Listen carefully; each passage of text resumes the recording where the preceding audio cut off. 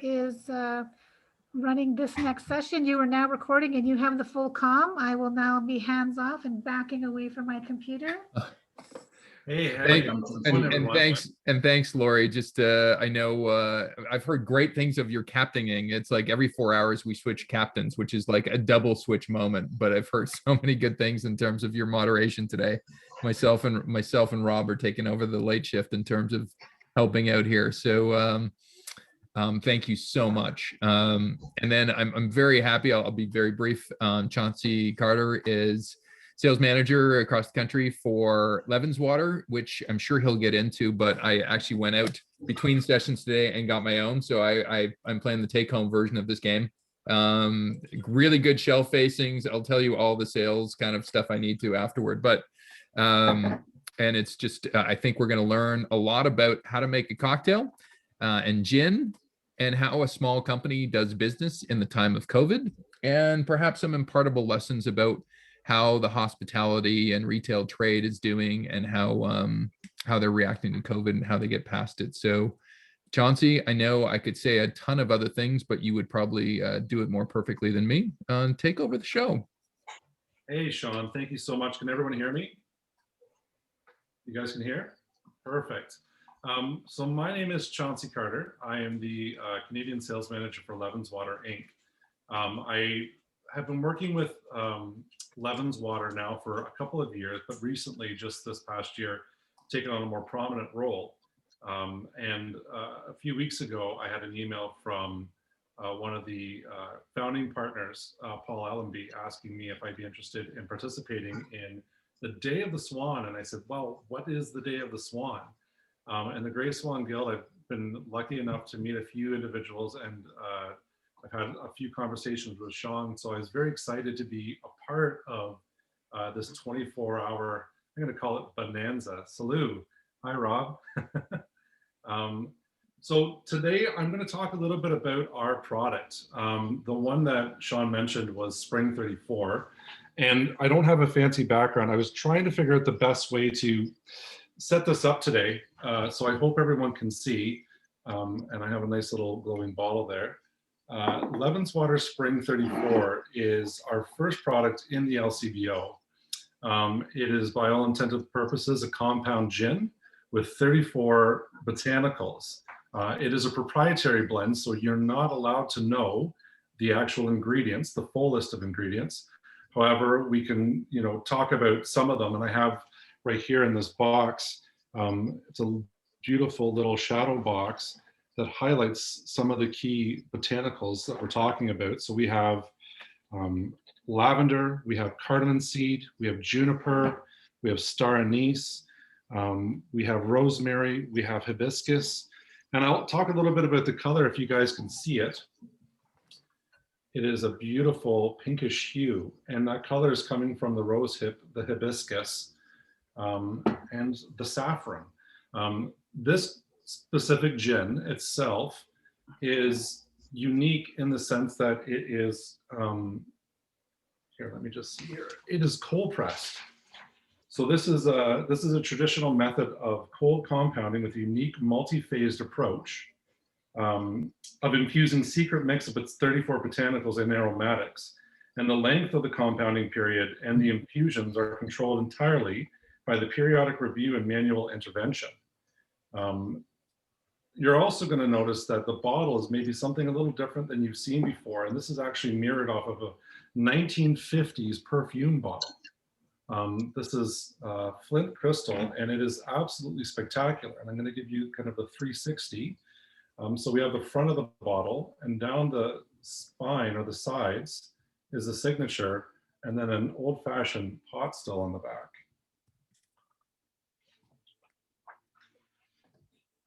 So our journey begins with a legacy that's actually different, that's uniquely different, sorry. The name Levenswater originates from the Dutch water of life. And although the gin itself was inspired by the European heritage from artistry of Belgium and Dutch alchemists, and master distillers in the 16th century, were uniquely Canadian, drinking in the diverse sights and sounds and smell of Toronto's Kensington Market and the natural beauty of Ontario's heartland. And all of these influences have been lovingly gathered and flow into the creation of what you're seeing before us, which is Levin's Water Spring 34. Okay. Luckily, I've been asked to do some cocktail making for you guys tonight. So I'm just going to put some of this away. Hopefully you guys can see my face. So we're going to start off with what's called a Charleston Fizz.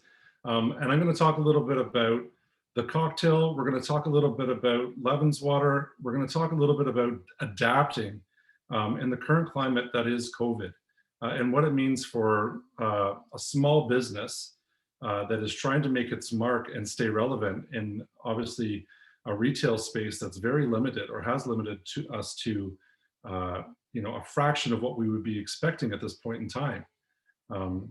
So the Charleston Fizz, I'm just going to briefly go over the ingredients.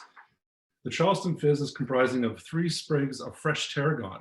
And this is fun because, simply put, I was unable to source tarragon just from my location right now.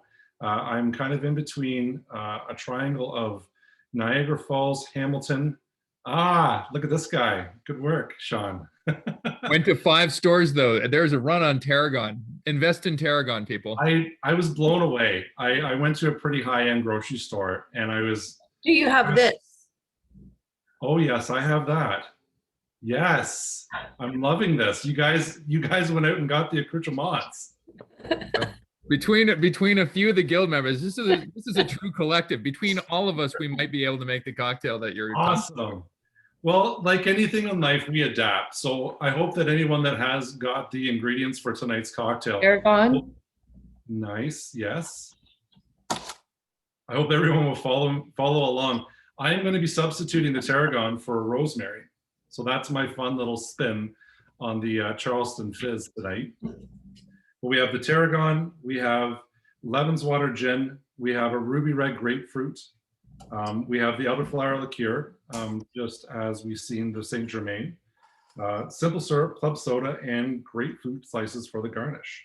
So I'm just going to grab my things here.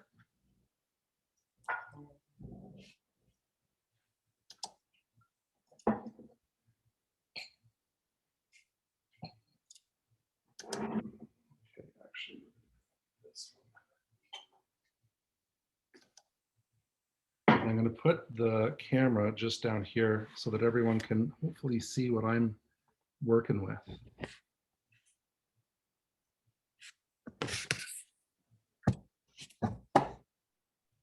So as I mentioned, no tarragon for me. So we're going to actually be using rosemary tonight. But if you do have tarragon, I implore you to use it. So we're going to put that into our cocktail shaker. Then we're going to fill our cocktail shaker with ice.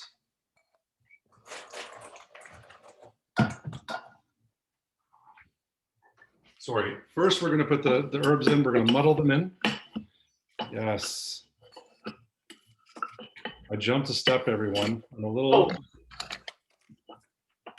Hey, Chauncey, I think Elaine believes that this is like Canadian's best bartender. She's competing against you here, doing it at the same time. I know, hey, listen, I'm down with it. Well, this is half the fun of being, the mixology part of this job is really, having a broad palette and understanding what you're working with. And half the fun is creating cocktails. A lot of people are, I think, shy to make a cocktail, but really at the end of the day, it's very, very simple. It's no different than baking some cookies. It's no different than making an omelet. If you have your ingredients, you just follow along and the end result will be uniquely yours. Now that we have it muddled, now we're going to add the ice.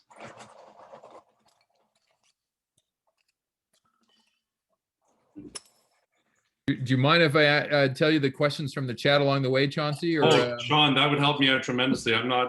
There's about 49 comments I see right now, so. Well, I'm going for the last one, I guess. But Chauncey, Jonathan's just mentioned, why did you substitute the rosemary for the tarragon? What was your thought process? I love rosemary. I love the profile of it. I love the smell. I love baking with it. I love cooking with it. And it is really, for me, a go-to in a lot of my cocktails. as a substitute, as my forward as well. And my colleague Andrea from California, she'll become your new sales agent in California, I think now. But she definitely has struck to your product and brand story. So that's high praise given how many products Andrea's seen. Thank you so much. Now we're going to actually fill the shaker with with gin. So we're going to take our gin and we're going to do 2 ounces. And you can measure. Sometimes, for all intended purposes, I'm going to pour my 2 ounces, but feel free to make it whatever way you like it, whether it's a little less or maybe a little more. We'll splash that in there. And we're going to grab the elderflower.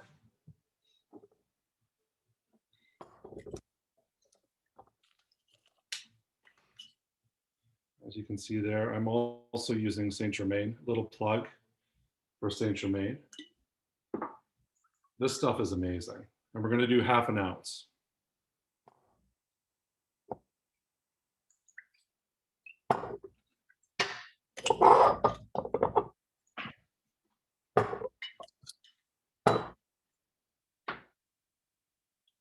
Now, the question is, for all the people following along, did everyone buy their simple syrup or did they make their simple syrup? It's simplest when you buy it, I think. It's so easy to make, 1-to-1, or if you want a thicker, more sweeter simple syrup, you can do 2-to-1.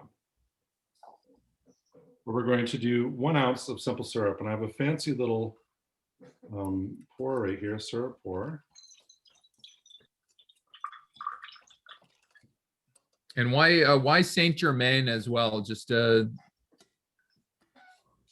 So if you had a separate elderflower liqueur that you wanted to use, Saint Germain is pretty much a standard, I think, in the market, and it's renowned worldwide.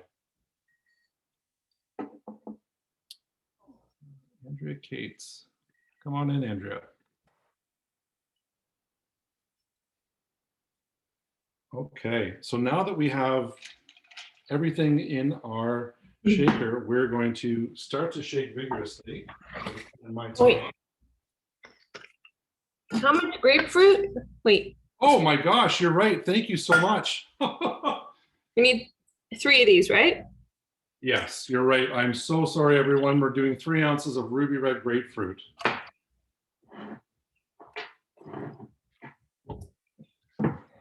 As you can see here, I have the largest grapefruit. So you can absolutely use grapefruit juice.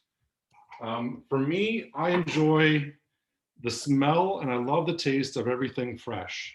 So we've sliced this bad boy, this beautiful ruby red grapefruit, in half, and we are going to juice it.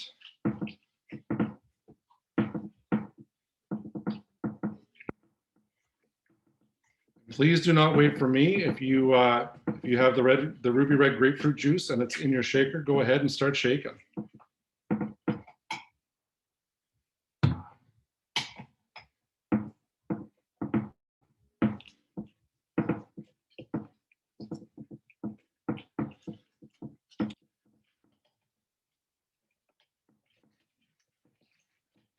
Boom.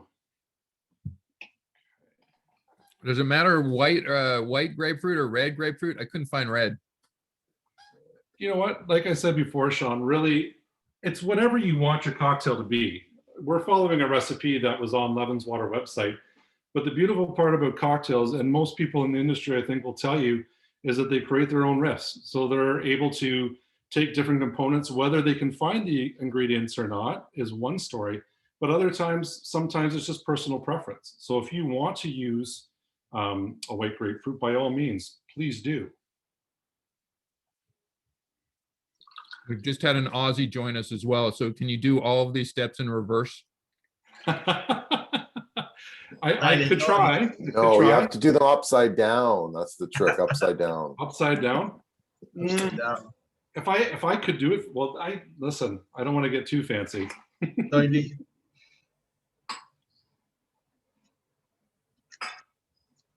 Welcome to the after hours. Welcome to the after hours. How's everyone's days been? We put the soda in before or after? We're gonna put the soda in after. So the Okay. first part is you want to shake and mix all your ingredients. And I'm so sorry that I missed even the grapefruit. So thanks to whoever reminded me. But basically, when you're doing your cocktail, you want to do your spirit, you want to do your sweetness, everything before. If you put your tonic or your soda in, your shaker would explode all over you, which is a happy surprise or a happy accident, I guess, at the end of the day. But you're missing out on the core components of your cocktail.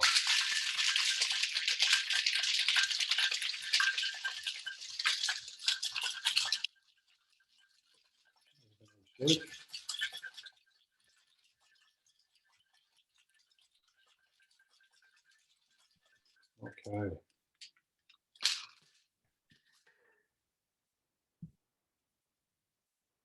Nice. That smells beautiful. So now, if you do not have a shaker, I'm going to double strain this into my cocktail glass. And the reason I'm double straining is I don't want to catch any of the ingredients in my cocktail. So as you see, I have a filter right here, just a mesh sieve. And then I have my top, and I'm going to pour.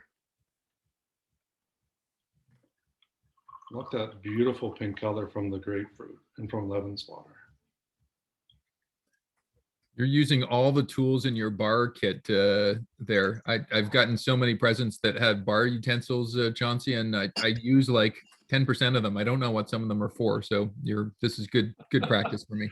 Well, you start to collect. I recently moved, and in my last house, I actually had a bar downstairs, which would have made this maybe a little easier because I'm currently in my kitchen and everything is kind of spaced out. So I did a nice deep clean for today. And then made sure that we had lots of room for cocktail making. So what we're going to get is you don't want to pour the complete drink if you have a little extra.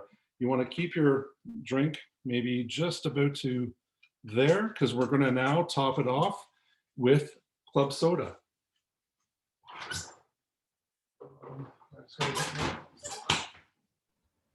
How's your drink coming, Elaine? It's awesome. Am I the only one drinking? Not yet. Again. Just me No. and Chauncey?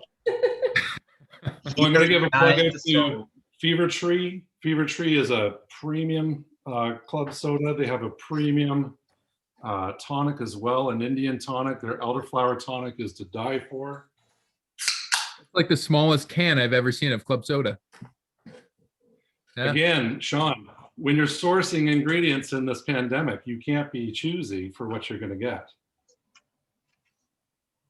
So I'm topping it off with the club soda. I'm adding ice to my drink. And cheers, everyone. Salud.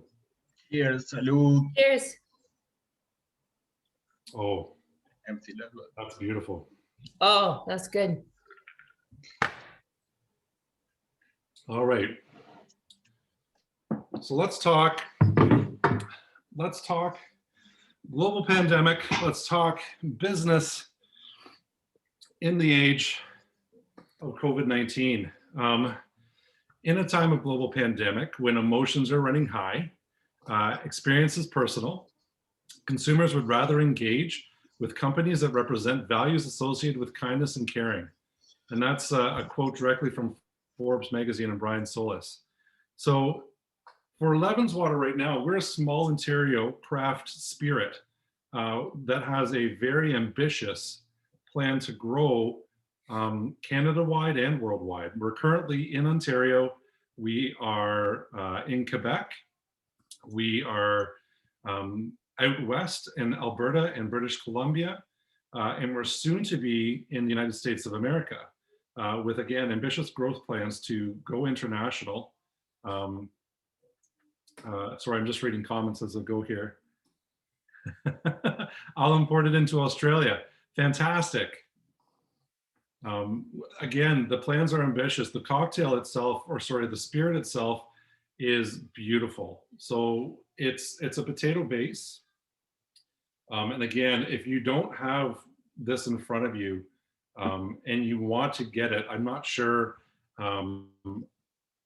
how or when we're going to get it to people on the international level, but I'd be more than happy to take your information, and when it does become available, I will put you into my database, and I'll be for sure to contact you when we can get it to you.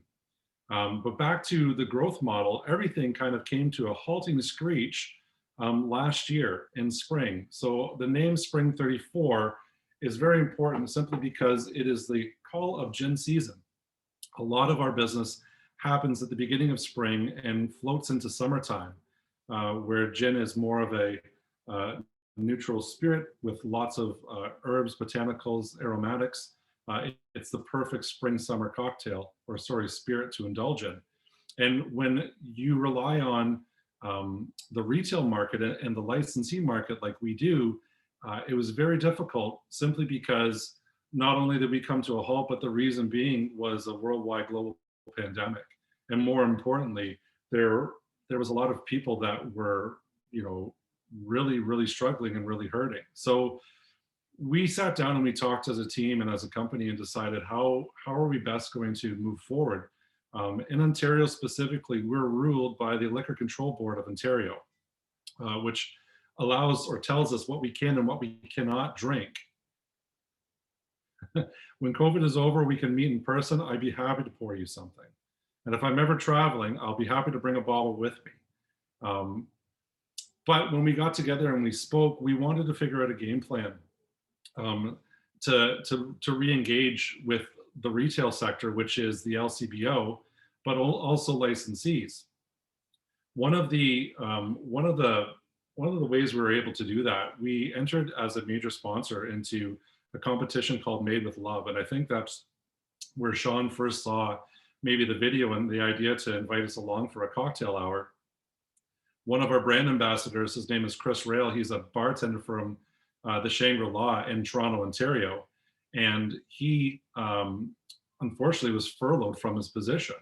And it was an interesting time because we had become the major sponsor for this competition called Made with Love. And one thing led to another. And with Chris and his expertise of building cocktails specifically for our brand and Levenswater, it was great to have some representation in a space where we could now speak to the masses or the people that were following along all across Canada to talk about our brand and to talk about some of the hardships that bartenders were facing, some of the hardships that other spirit brands were facing. So with that, we were able to leverage the content from Made with Love and utilize that into social media to start to promote our brand. And one of the most difficult things for a brand, whether it's in food or beverage, is not only does it have to look appealing, but it also has to taste great. And because of what's happened, we're no longer able to taste with bars and restaurants. It's very limited. The doors are closed. Unfortunately, they're struggling harder than anyone in terms of business. I think it's, 10,000 restaurants have closed in Canada, across Canada so far and counting. Which is really heart-wrenching when you think of that. Those are people's livelihoods. And there is a beautiful promotion. It's called the Bartenders Benevolent Fund. It was created in 2013. It's a nationally registered nonprofit and a financial resource for the hospitality industry in Canada. And what happened there, the competition decided to donate and sponsor income towards the Bartenders Benevolent Fund, which is a nonprofit run by members of on-premise food and beverage in the industry to help its members across Canada. So as a small local brand, we would have been challenged to make a real impact in supporting those in our industry who were most impacted by COVID-19 and its economic impacts. But by staying in Made with Love, the competition, we were able, through our sponsorship, to make a meaningful impact and support bar managers, servers in particular, mixologists, anyone that was associated with what we would normally be doing real-time business with. The videos that were created from it created a personal experience, and it expressed that each mixologist created from the spirits that they were given to work with. And for Levenswater Gin, we saw the expression of a cocktail as a personal interpretation of our brand. Specifically, which can be complex in the hands of the industry professional or simpler by a consumer in their homes. So that was one way we were able to adapt, in light of working with on-premise bars, restaurants, licensees. The second component I'm going to talk about is the retail space. I am a firm believer in evolution and adapting, and I feel that a lot of people keep their blinders on and want to stick with, well, this is the way we've always done things, or this is the way it's always worked, or if we just wait, things will get back to normal. And if you're one of those individuals, I think you're going to be remiss to find that the new normal is perhaps completely different from anything we've ever seen, which means it's time to adapt, it's time to evolve. So how do you sell a product that typically you would taste en masse with people day in and day out, whether it be at a bar or restaurant or in a retail setting? And for us, working with the LCBO, so important, even the staff, we would go in and we'd meet with the staff, we'd sit down, we'd pour a taste, we'd talk about the components of the gin, and then we would say, put us on your shelves. And one hit to the lips and it was a done deal. It was very easy for us. Just simply because the taste alone is spectacular. I don't know if anyone can speak to that that's enjoying their cocktail right now or the spirit itself.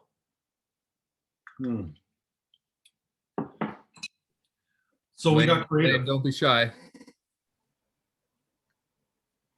Any feedback on the gin? Does anyone have some feedback?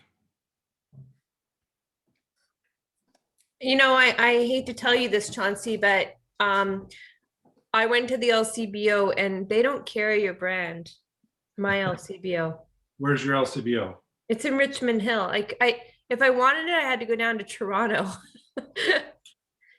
And that I didn't. That was. Did you talk to the staff? Did you ask for the product? No, should I? Okay, I will. 100%. So this is a good point. Obviously, the goal of any small craft distillery or any small craft brand is to be in as many LCBOs as possible. And that's not always the case. Competition is thick in the LCBO. And a lot of times we face listings, we face delistings, and what helps us get our brands into stores is when the customer client base asks for it. So I'm so sorry that you're unable to find it in the Richmond Hill. What I will do maybe afterwards, if you could email me, I'll make sure and make a point of calling onto the store tomorrow or even on Monday to see if we can get the spirit in there. I just had a quick sip, and Paul kind of told me that I'd probably feel it. You feel something on your nose before you actually sip it, and yet the sip is a slightly different experience, isn't it? It is.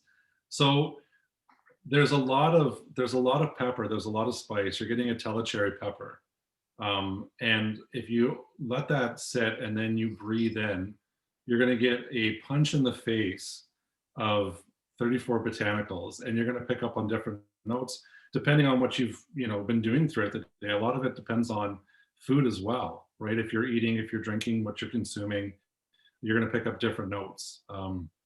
It's a lot of fun. This gin specifically was actually brought on by Shangri-La, and they signed an NDA to do a breakdown of all 34 botanicals to do a pairing. So each pairing highlighted one of the 34 botanicals in that menu, which is really, really cool. Back to the gin though, specifically, and the point I was trying to get is when you taste a product for the first time, it really is going to make or break your audience. And if someone tries something and they don't like it, they're not going to spend $50 a bottle to pick it up again. But again, for me, my experience has been that once we taste this and we talk about the product, people fall in love very quickly because it's versatile and you don't need a lot, right? In essence, we could have taken the bottle tonight, guys. We could have poured it over ice and we could have added some soda. And if you wanted a little sweetness, some tonic, and this is magical all on its own. So you don't need to dress it up. And I think this is one of the fun parts about Levin's Water Gin specifically, is that a lot of times with spirits, you're going to be trying to mask or hide potentially what you're drinking behind syrups, behind herbs, behind whatever you can find. But you don't need to do this with Levin's Water. So back to adapting. How do you adapt? How do you get people to buy the product when they can't taste it? The bottle on its own mirrors a 1950s perfume bottle. It's very attractive. It looks different. I've never seen another bottle like it on the shelf. This is a proprietary bottle. But a large part of the success of Levin's Water is the story of Levin's Water and the ability to communicate. Storytelling. Storytelling is super powerful, and especially in this space, when you're a small Canadian brand on the, an emerging Canadian brand, trying to make a name for itself. How do you A, get listings at a retail space, or B, work with licensees and bars and restaurants to build a partnership? And that's what we've done, whether it be remotely, whether it be in person through very strict protocol. It's been a very humbling one-on-one experience to talk each and every day to different LCBOs, retail spaces, as well as on premise, to talk and listen, not just talk, but to listen to what they're going through and to understand a little better of, the struggles that they're facing, the emotions they're facing and feeling, as well as, empathizing and understanding that things aren't just going to go back to normal the way they were before. And by listening and by communicating and building a relationship, and that's really, really the key, is building a relationship, not only behind the brand, but with the person that we're speaking with, or the people we're speaking with, or the businesses we're speaking with. We've been able to adapt and stay relevant in a market space that so many people have lost in during this past year. So talking with store managers, advocates, licensees, retail space, the power of storytelling, the power of empathy and understanding, and wanting to support each other. I can tell you firsthand that Levin's Water is never shy to jump in and try something new. The Day of the Swan is a great example. This is a fantastic opportunity for not only our brand, but even for me to come and talk to everyone that's visiting and engaging and participating in this day. It's really, really cool, and it's a lot of fun. For me, it's, I'm all by myself tonight. I feel like I'm actually having, for the first time in months, a drink with friends or new acquaintances, and it's fun. It feels good. Is there any questions for me? Yeah. Do you have an established co-partnership or co-marketing distribution arrangement with a brewer as a cross-category play? That's right. So currently our partnership is with Niagara Falls Craft Distillers, located in Niagara Falls, Ontario. And we are co-packed through that facility. We do not have our own distillery, but we have a very solid team, and we work very closely with Niagara Falls. We actually support one another's brands quite often, which is a great partnership, and another testament to communicating and surrounding yourself with the right people. Mm-hmm. We currently do not have another broker. I am the broker. I'm the only one who is actually selling Levin's Water at this point in time. But everything that we do is Canadian bound until we are eventually distilling in the United States, which should be happening this year. Yeah, and is that a distillery co-packing arrangement exclusive to the category, or could you partner with another beer? Sorry, so I have one in mind that's sort of like a good synthesis fit? It'd be Bose. Okay, so not necessarily with a beer, but the distillery in the United States, it is a co-packing partnership in the sense that they are not producing a product similar to Levin's Water, so it is a good fit. Mm-hmm. So if you want to talk after the fact, I'd be more than happy to chat and talk shop with you. Yeah, there's a lot of advantages, and just having been from, that would be like 20 minutes from where I grew up. So it's an agricultural community. Anyone who has a post-secondary education is tied to Guelph Ag College. So there's a story there, but they pay a premium. These are like farmers who would normally drink Labatt 50. Nice. And they've widely adopted it, and in the origins, as I'm sure you're aware, but others might not be, is, they brought back the old brand concept of the ceramic bottle. They do small batch everything. It's all organic. It's employee owned now, so it's got a good story. And this is in Ontario? No, it's Van Cleek Hill Ontario, so just adjacent to the Quebec border. But wow. they're pretty much everywhere in all the LCBOs in the slightly premium domestic beer category. And they have retail space, and they do like concerts and Oktoberfest kind of stuff. So it's actually a good entree, and they're a nice family that owns it. I've done business with them before. So Well, fantastic. over I'd love to connect. That would be great. I think there's two questions in the chat here. I don't know if you're seeing it here, Chauncey, and I know Daniel. Just you can obviously flip Chauncey some details back and forth after this. Our resident Australian as well as a local have got the same question. Have you jumped into the online direct-to-home market? Remarkable digital experience, on-demand delivery, remarkable value packs set up in advance for home tastings. Any of the kind of how can you circle around some of the restrictions, both retail and COVID wise? Any thoughts there?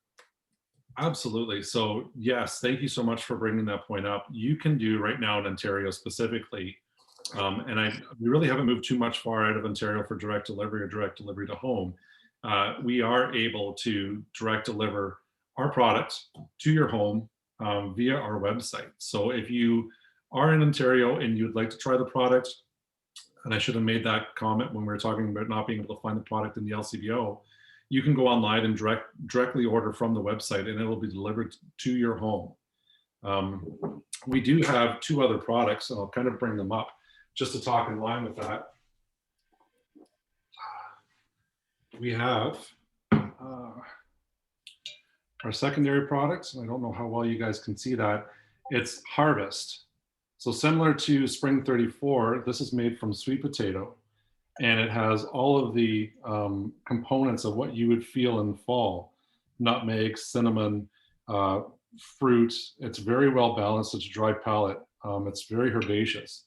And then we have our barrel-aged Spring 34. So it's a Spring 34 that's been settled in casks for, I believe, 3 to 4 months, then bottled. So you're picking up a lot of oak, which is very interesting. So if you're ever doing a side-by-side, it's a great comparison. For the other part of the question, we really haven't done anything in terms of at-home tastings just because of the protocols right now. Every province is different, every country is different, but at this point in time, it unfortunately would not make sense for us. There has been talks of potentially doing a smaller format bottle, almost like the airplane, the 50 ml bottle that we could, sell at a lower price so that people can actually taste the product themselves. We just haven't got to that point yet. Was there anything else I missed, Sean? Those are the ones so far. I think I have one. I know they're all gins, and given I'm a recovering previous alcohol beverage marketer, I understand. There's certain day parts, there's certain moods for different types of products. Gin is kind of it takes me to a particular moment.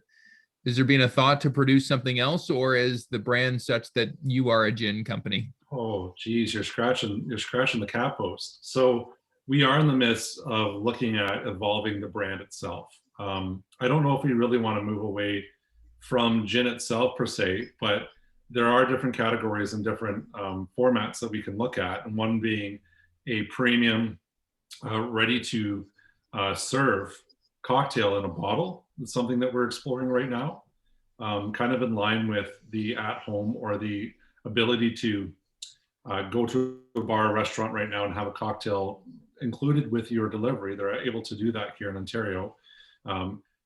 You would actually be able to pick up a 750 ml format with a pre-mixed cocktail inside. So you'd just be adding a tonic or a soda, or following along to a cocktail recipe. And the second one would be a more premium, high-end, ready-to-drink cocktail in a can. Something that you could take along, whether it's a day at the beach, to the park, on a date, to a barbecue with friends and family. Something that's super light, easy, nothing too extravagant or crazy. We never want to be a White Claw. We never want to be, I think someone mentioned it, a Labatt 50, where people are just really getting into it. This is something to really be enjoyed. The price point is $50 a bottle, and it's something that with every taste that you enjoy, the hope is that you understand and you feel what's gone into making this product. So it's something that, you know, we really haven't veered away from anything other than gin, but it's not to say that we can't do something different down the road. One of the co-founders, Paul Allenby, again, very creative individual. Lucky for me, he's been a phenomenal mentor in terms of marketing, talking about the product, but he is a ginsmith, and this has been his passion project. And I'm so incredibly lucky and blessed to be a part of this with him. I'm very passionate about gin myself. And before I jumped on board, I was a fan. So that's my claim right here, that I liked the product before we actually even started to sell it. Always the good thing when those two line up. Any other questions? I mean, I'll just go through it. Rob, I don't know if you're in the room right now, but any questions for Chauncey? There's so many impartable lessons here that we've been talking about all day that seems to be personified in your experience here, but I'll throw it over to Rob. Thanks very much, Chauncey. Excellent job. I love what you're doing. I didn't have any beautiful gin, but I did find some Costa Rican fine rum to drink with you. Fantastic. Hey, you got to drink what you have, brother. And that's cheers to that. And I've got a Bose Lug Tread hat, Daniel, on my head. I love these folks as well, and Daniel described them well. I saw when the craft brew industry lit into Ontario and slowly got in place. I predicted that fine liquor would come from Ontario because it's a great family business. It's a great starting point for entrepreneurs. I love that it's local. I want, economically, I love programs, and I love supporting companies that can support families and communities better than anybody else, and with craft. Yeah. So congratulations, and I look forward to more innovation coming from that. Thank you so much. I appreciate that. I'm going to speak a little bit about that. Ontario is fantastic. We have a great, well, even in the Niagara region, lots of fruits, lots of vegetables, lots of fresh produce. And even across the province, there's a lot of great stuff happening. For me specifically, I think, and I'm going to speak to a competitor right now. I don't know if that's something that my team would be happy about. One of the things. Record, we got it recorded, and we're going to play it for the next 2 years. You're fine. just us guys here. Go ahead. 100%. One of the my wife's decided to join. Yeah, one of the inspirations for me was Dylan's out of Beamsville, Ontario. Oh, did I just do something? That's on your side. At Beamsville, yeah, they did a great job in getting on the shelf. When they're such a beautiful brand, I assumed it was from Europe when I saw it. It's a beautiful design. I love that it's from Canada. Thank you. There we go. I don't know what I did. For me, it was Dylan's was a big inspiration for what really was for me the heart of craft spirits in Ontario. Their batch 22, when it first came out, I was just blown away, but something completely different that I had experienced. And in that time, so much has emerged. And Dylan's is still very much at the forefront. But what they've been able to do is allow for innovation, new products, an open set of eyes. And the beautiful part about whether it's craft beer, whether it's wine, whether it's spirits, once you fall into that category of supporting local or trying something new, it's a rabbit hole. You just want to find out what else is there. What other breweries can I stop at? What other wineries? And everyone's phenomenal to support one another, which is super powerful. And it makes you feel good about talking about other brands or mentioning other names without, sullying your name. I think that's very powerful. I think it's a testament to what we are doing in Ontario. All right, so this a scenario. LCBO has this new program. They've got a $2 million check for product innovation. You win the prize. You get $2 million for product innovation. You've got a year or so to do it. What do you bring to market with that great budget? Now, if I had, I don't even know if he's watching tonight. He could be. If Paul Allenby was on with me, he would talk our ear off for another 3 to 4 hours, and I'm not even lying. He has a treasure chest of goodies ready to go, and that's not a lie. Spring 34 was not the first product that he sold his partners on. And it was actually, I believe, his Christmas gin, which is something completely different as well. It's just, it's unreal. And if I had that, I think that the biggest thing I would want to do is make sure that we capitalize on the Ontario market and make sure that we build out the brand. There's so much that we can do in our own backyard. It's hard to make it go in Ontario without getting out of the province financially. Yeah. But it would be to build out a portfolio of brands and take that international. That would be something that I would love to see, is to have this all over the world. It's worthy. It really honestly is, in my opinion.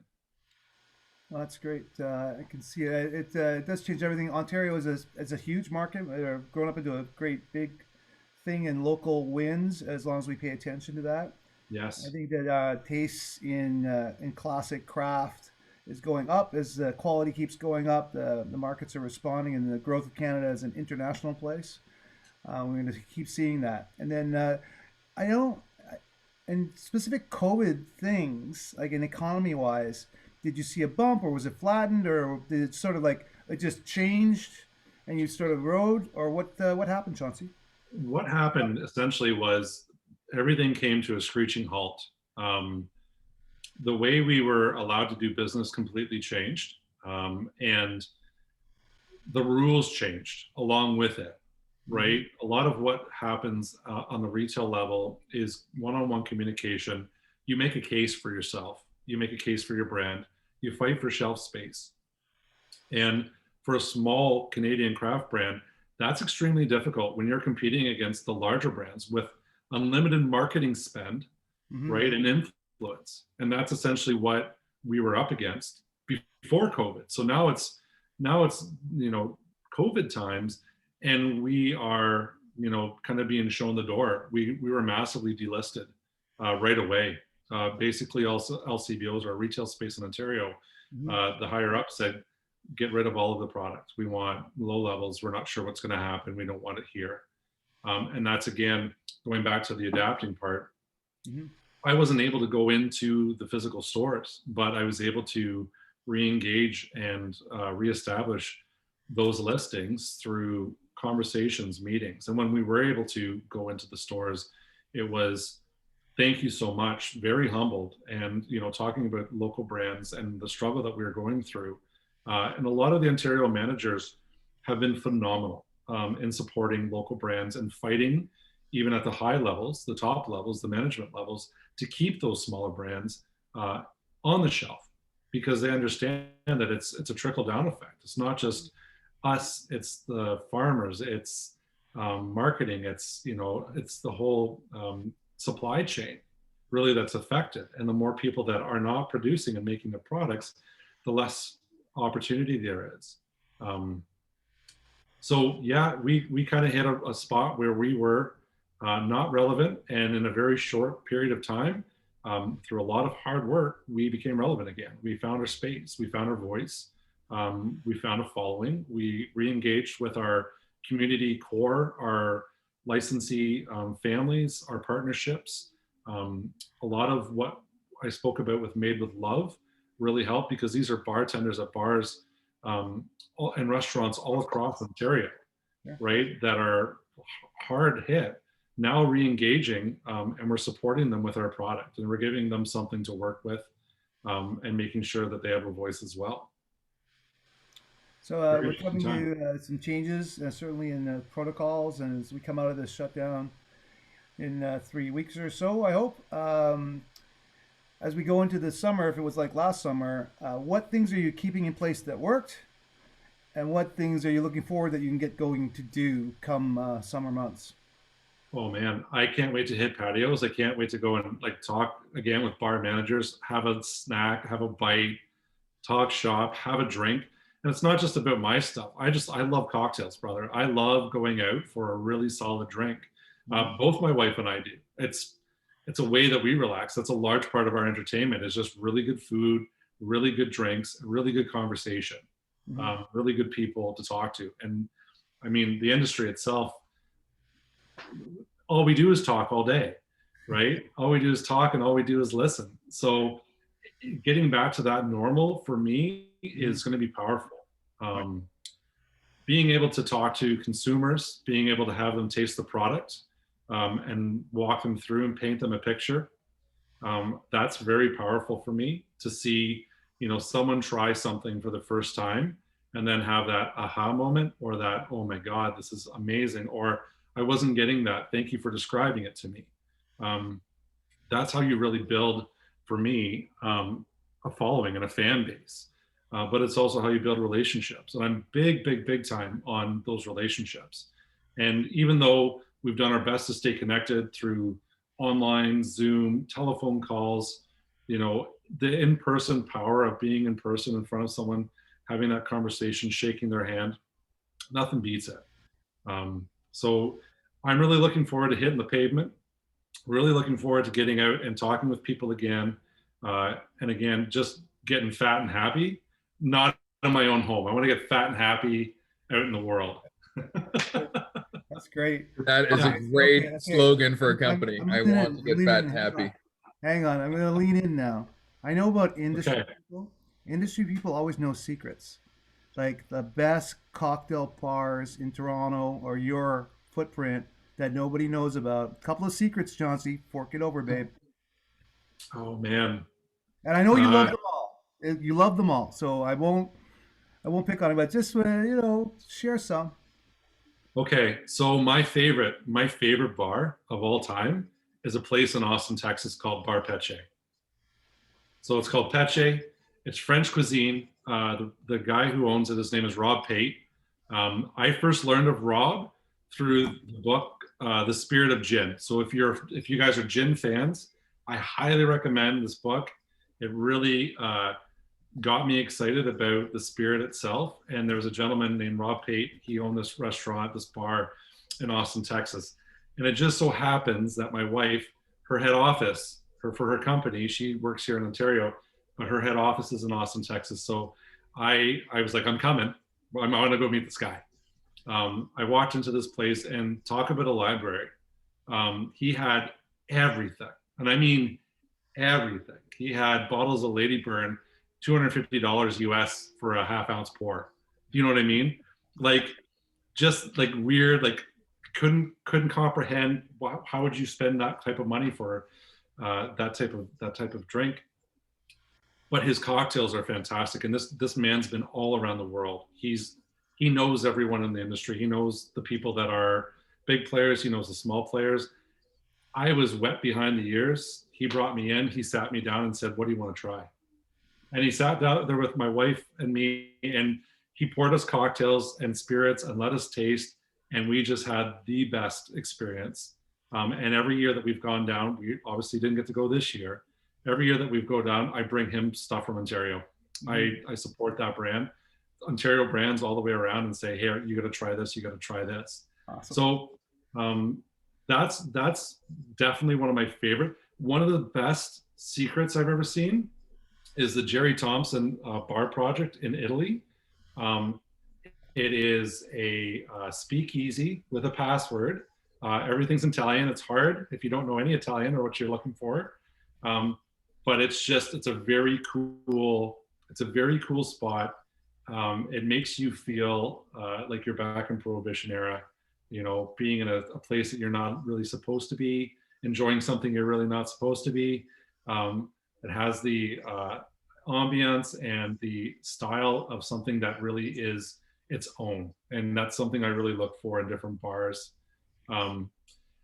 New York City, bathtub gin. There's so many, for me personally, there's speakeasies. I love finding these little hole in the walls or these secrets that not even the mainstream speakeasies, the ones where people are like, oh no shit, you have to walk through this Coke machine that opens up and through 3 walls to get to it. And you just feel, I don't know, it's a cool feeling when you're doing that kind of stuff and you experience it even for the first time or the 10th time. It doesn't lose its appeal. Nice. And for something local, oh geez, I love Bar Chef in Toronto. I love Shangri-La. Trying to come on, just say it. Bovine. That's for the bar gin, man. Give me the rail triples, please, all around the house. Yes. That's for the definitely not premium, but every night is entertaining. You know what, guys? It's almost my time, and I didn't make my second cocktail. We were having too much fun chatting. Oh, all right. Let's wait. So, Yeah, Sean, well, certainly for the people in Ontario, is it still in the current Food and Wine magazine? I think it's you were saying it was on page 30 something, or Let me plug it for everyone around the world that's watching right now. We are in the LCBO Food and Drink magazine. If you go to lcbo.com and you search food and drink, you can scroll down to the very bottom and you can select digital. So anyone can see it. They can view it. We have a signature cocktail in the magazine right now called Blush Hour with an editorial. The editorial is on page 21. The signature cocktail is on page 102. wow. Chauncey, like this is amazing. First of all, I just credit to you in terms of just representing the company and getting through COVID as you are, and I'm so glad your wife joined as well. Just it's I love. I kicked her out tonight. I kicked her out, so she wanted to make sure that I was actually doing this. This is exactly. Oh, so this is no interest at all in what you're saying. Just No, I'm kidding. She's a great support system. No, it's a great story. I know, no, there's a group of us that have been on all day today, but you've got certainly some ambassadors that you've created within our guild here. I can speak for the Richmond Hill Mafia contingent called the Lane. I think she'll be your next poster girl for your next ad, I suppose. But really, thank you for coming to stepping up and actually telling us what you're all about. And promise us when we get out of this nightmare called COVID and we can all meet together in person, that our first local guild gathering will be with you and in person. I would love that. Yeah, that'd be wonderful. I really happy would, to host guys. that at the secret bar above Little Sister up in Midtown. Nice. I'm in, guys. I also want to thank you. Just connect. We're all about making sense of the world and learning, and I think you were able to quote unquote extract yourself from the gin and give us some real impartable lessons that we can take to our own worlds too. So thank you. Awesome. Thank you so much, Sean. I had a lot of fun. This was great, guys. Thanks for having a cocktail with me. If we have time, Chauncey, we've got some magic coming in the house. Some magic? I've got nowhere to go. I'll make another cocktail. You are absolutely welcome to stay and let us share back with you some new things and different things. But thank you so much. It's a pleasure to learn more. It's one of my favorite things to do when I travel. I remember the first time I went to the Savoy by accident in London. I'm just walking down the road and I see the Savoy, but on the front of the Savoy, it's kind of just like a lane. I didn't even realize it was there, and I just followed my nose, and all of a sudden I'm in the Savoy. Then I go to the back bar, the American bar, and then I spend 28 euros for a martini. Exactly. It's like going to theater, right? Because you got 3 people working with you. It takes half an hour for the ceremony, and I don't even know how. I think meticulous squared is kind of what's going on. I've never seen so many measurement devices in the topping. Yes. And it's a set piece, right? So all of a sudden this guy comes over and the other guys come over. They find out about you. They send someone else over. But that was a marvelous experience. And I think that these bits of luxury make us human. So thank you for making us human. I appreciate that. That's so kind. Thank you so much. Are you hosting? I think you're hosting now, Rob. I was just going to share our typical end of screen stuff on all of our ones. I'll flip it back to you, Sean, because I need the help. Where are we here? Hey, Sean, I do have a quick question for you. Yeah. Is it possible to get any of the questions that were in the chat that were not addressed? Can we get a copy of that? Is that possible? I will, yes. The short answer is yes. You may get a lot of chat, a lot of jokes that are related to karaoke. So if it feels like it's funny, wet, or with green balls, that's about karaoke. Okay. Gotcha. I gotcha. And I think I can share screen now. Thank you, Rob. You can indeed. Let's see where. Where's that chat? Nope. And well, first of all, we'll do a plug for Sylvia, who I think may still be on. She's I know there's a number of people in this document. It's our virtual journal, so we're piling things up. I will probably put a Levin's water picture in this journal as a little bit of a caption of what's gone on with today, but it seems like people are populating stuff. Oh, and there's a whole bunch of different faces here. So, and if I go to Safari, I think, so I'm just keep going for about 10. We've got a little bit of setup to do. Magic is like that. I think he's unsawing the assistant back in 2. So we've got about 10 in front of us. So if we do a little thing that we normally do. Well, I know we've just gone through our Swan cocktail hour. We did an audible, and we've got a magic show going on. And I think this is the true wizard behind the curtain here. Dave Marvid, who is always extraordinarily smart and interesting, is on at 10 p.m. Eastern, and he's got a panel of people talking lessons from the pandemic. Samantha Yarwood will take us in. We've got the late night DJ hour going here, at least in the Eastern time zone, where she's going to take us into dreams and what we're thinking about in the time of COVID. And then to wrap us up on the live segment of today, we have Doyle talking about modes, models, and moments of adaptable business.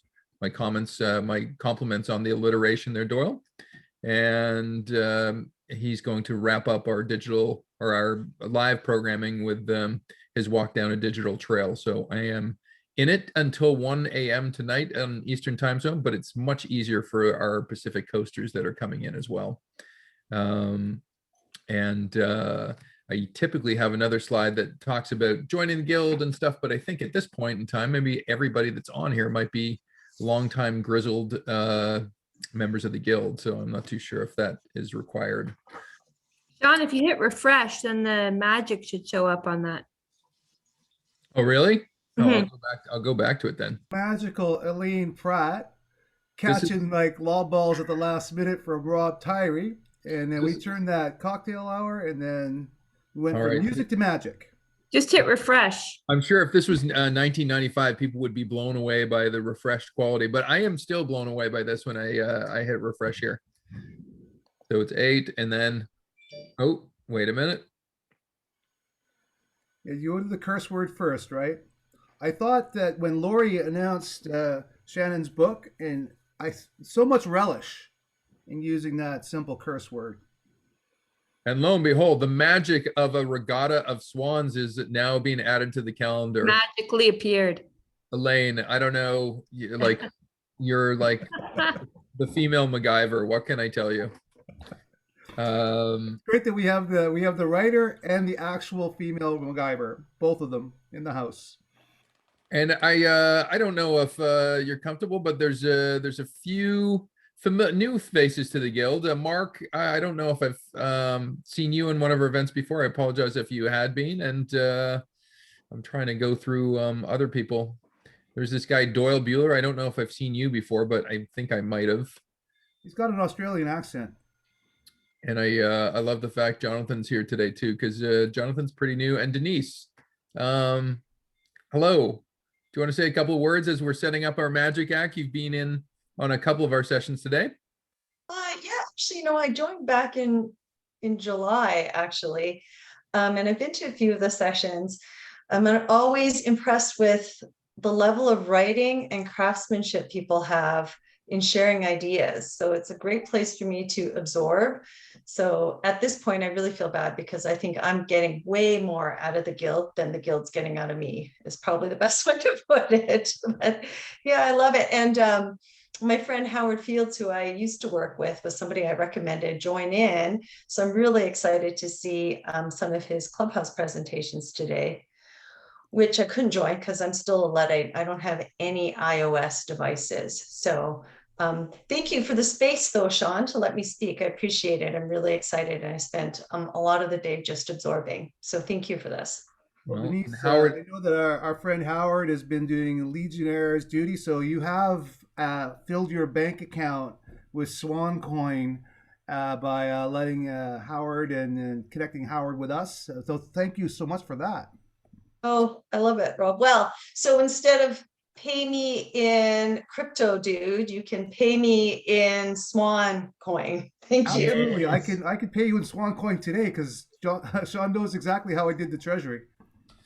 Yeah. Start going. Thank you. We may be Yeah, putting no, that's we great. may be putting some rare limited edition Levin's water on some blockchain NFT type of stuff and make NFT neat. Love it. Thank you. And thank you for those comments, Denise. I know Howard did mention you prominently in the 5 o'clock session today, because I think the gift of Howard Fields is really attributable to you. I think you had referred Howard into our guild, so at least that was his recollection. So, Oh, I'm glad he mentioned it. Terrific. Good stuff.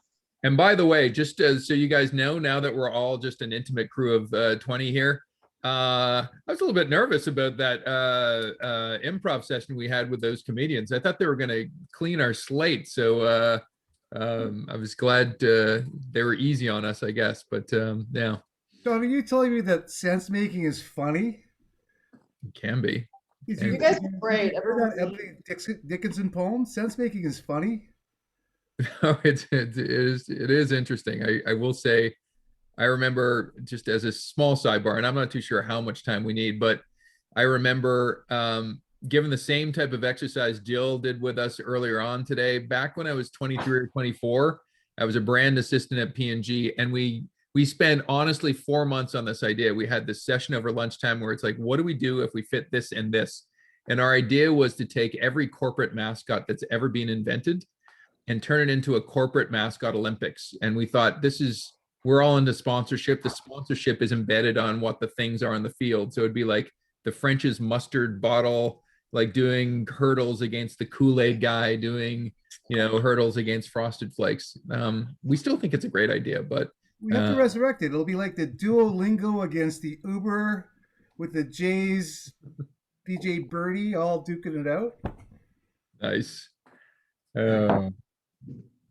And Mark, you're on film. You're on camera. Do you want to say a couple of words as well? Yeah, just hi everyone. This is my first time. I think Rob, you invited me. I haven't seen you in years, man. So thanks for the invite. I wish I could have jumped on earlier. It's been a busy day, but I'm glad I could catch the end here. It's really been interesting so far, and excited to stay on as long as I can last tonight before I crash. So you'll probably just see me fade to the side at some point, but thanks, Mark. It's good to see you again. You look like the last time I just saw you. I know you did a tour of duty. You went out of Canada for a while, right? Kind of. I mean, I've been spending a lot of time in Costa Rica, so I appreciate your Costa Rican rum comment. But I haven't been able to do that for the last 2 years, right? So it's and I had 2 little girls, so I mean that's kind of like taking a tour of duty, right? So I mean, we've got through those first couple of years, and things are starting to settle down, so it's been good. But yeah, nice to meet everyone that's out there. I can see all the faces. So. That's great. Thank you, Mark. And now I do have a couple of good questions from Jonathan, because we just met Jonathan in the onboarding session this week, and I saw him jumping in on the karaoke, throwing a bit of slag through the chat. Thank you again, Jill, for setting that up. It was wonderful. I've never seen anything like that, ever. So Jonathan, why don't you say hi and introduce yourself?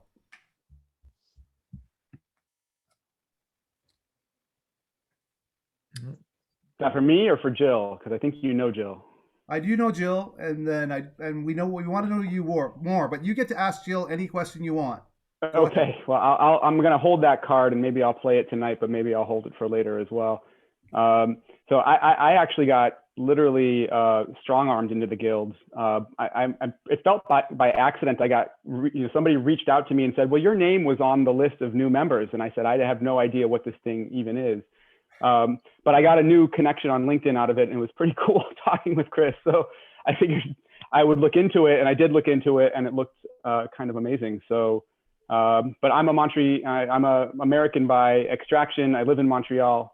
I am an academic and an academic leader, and really I have one of these sort of broken CVs. I imagine that's not uncommon in the guild, but academics look at my CV and it doesn't make any sense to them.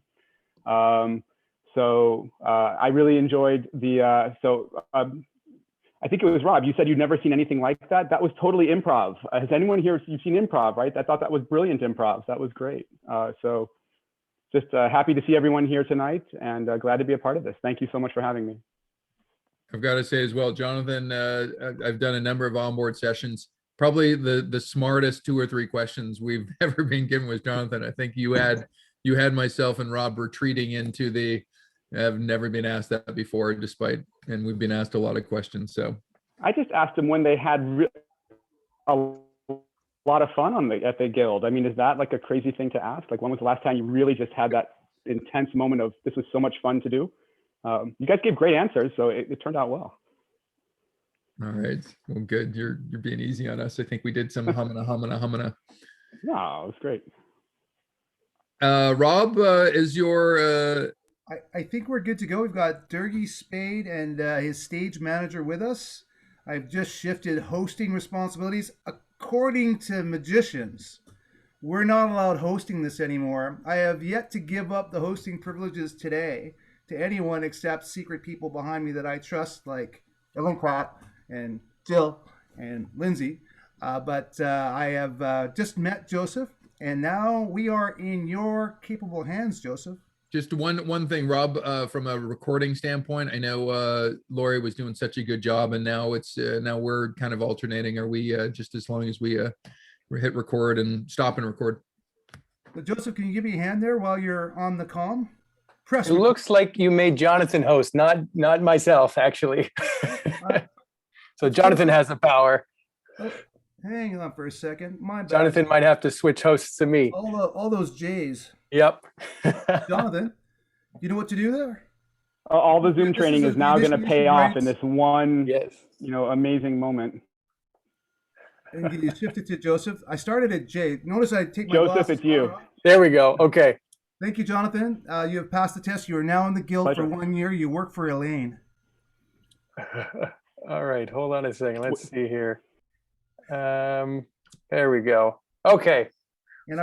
Perfect. Thank you. Thank you, Joseph. Are you ready? We're ready to go? We are ready to go. Okay. All right. So thank you so much, everybody, for having us on. We call this Virtual Magic Time with Durgesh Spade, and I am Joseph, the co-producer and stage manager for the show.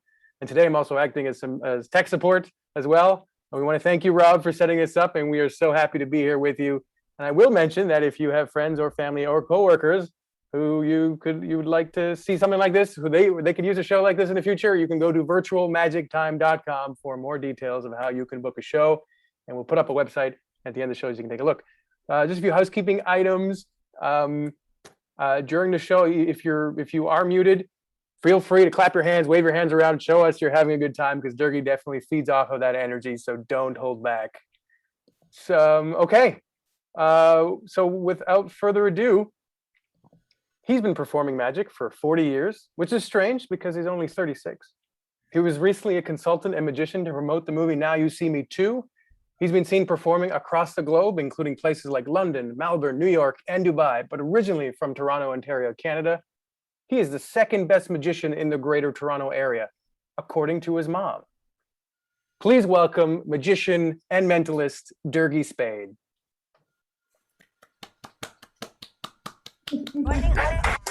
Bravo. Durgesh Spade. This is Durgesh Spade. Durgesh Spade. Durgesh Spade. That was unbelievable. The person in my head pretty much just like out of nowhere. A little mind blowing. I don't know what to expect, but I'm excited. That was pretty crazy. No way. Oh my God. Oh my God, how did you get? I need to go. What is up, everyone? Excellent, good. Let me see those fingers. Amazing job. John, this applause is for you. This is amazing.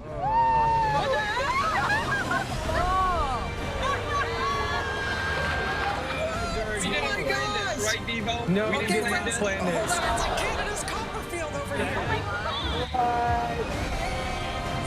You got me blown with this one now too, bro. What is it, a gift or what that kind, I want to know. He's got me very curious. Whatever his talent is or whatever his gift is, I don't know.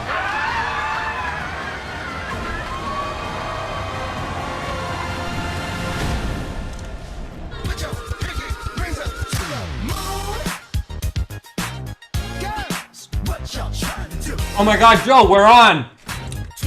Joe, put the snacks away.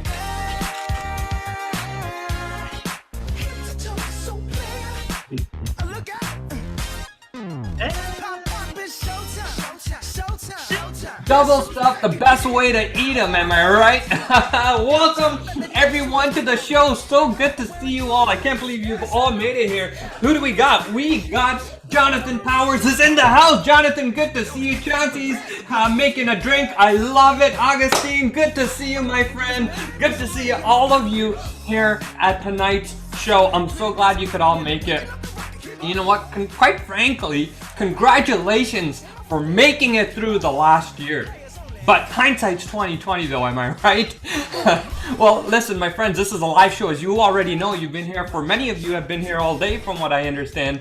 This is not a recording, it's a live show. The date is April the 15th. It's 13 p.m. Eastern time. What that means is if you're here, you don't have your cameras on, I would love for you to turn it on because it is an interactive show and we'd love for you to join in on all of the fun. If you got your cameras on, please keep them on. And actually, let's pull back the curtains a little bit so I can show you exactly what I see. I see Daniel over here. Good to see you, Daniel. Hello, Mark and Augustine again, and Denise. Good to see you. And Chauncey's still making his drink because the more you drink, Chauncey, the better the show gets. So go nuts. And Rob, good to see you, my friend. Oh my God, you're all here. And let me introduce myself properly because many of us haven't met before. My name is Durgesh Spade, and I am a magician, but like many of you, I too have been stuck in my home for over the last 12 months. Now there's some good things about being stuck at home, like you could all be at home right now sitting in your orange pajama pants, literally right now. No one would even know, right? We could eat what we want when we want. I mean, it's past 9 p.m. Eastern time, and guess what? I just had a coffee and a donut, because why not? Who's judging, right? Ugh, that's disgusting. Sorry about that. I hate when that happens. Now there's some bad news, of course, about being stuck at home and kind of going through this thing together, right? We can't do some of our favorite things like travel, right? We can't go on vacation. I know many, unless you're a politician in the province of Ontario. But for the rest of us, you know, we're dreaming of that white sand and that green grass running through our feet once again. So Joseph and I, we actually came up with this system. It predicts where your next vacation is going to be. You can all play along right now. I need you to go ahead and think of a number between 3 and 13. That's right, you at home, go ahead and think of a number between 3 and 13. If you're in a room with more than one person, like Denise is, go ahead and come up with a number together that you're happy with. Once you've got a number, give me a double thumbs up like this so I know you are ready. Amazing. Okay, I'm seeing lots of thumbs. Excellent. Let's go ahead and bring up our system on the screen right now. You're going to see different cities, states, and countries from across the world on the right-hand side of your screen. I want you to imagine you're at the start here, circle on the bottom left. In a moment, we are going to count and go in a clockwise direction. We're going to do this together. I will count to 13. You will count with me. But when you get to your number, I need you to stop. Stop on wherever you've landed, okay? If it's easier for you, you can even put your finger right on the screen or hover it on the screen and follow along. Here we go. 1, 2, 3, 4, 5, 6, 7, 8, 9, 10, 11, 12, 13. You should all be at a different location right now. We are going to count again, but this time in the opposite direction, counterclockwise. Start from wherever you are right now. And again, I will count to 13 when you get to your number. Stop. Here we go. 1, 2, 3, 4, 5, 6, 7, 8, 9, 10, 11, 12, 13. Take a look at where you've landed. If you landed up back at home, give me a double thumbs up. If you ended up back at home, yes, thumbs up, Jill. Everyone should be at home right now. Everyone should be at home. It's a pandemic, people. You can't go anywhere for a little bit longer. Your next vacation is a staycation, unfortunately, just for a little bit longer. But don't worry, I'm seeing light at the end of the tunnel. Let's go and say hi to maybe a few people we got here today. Like Daniel. Hi, Daniel.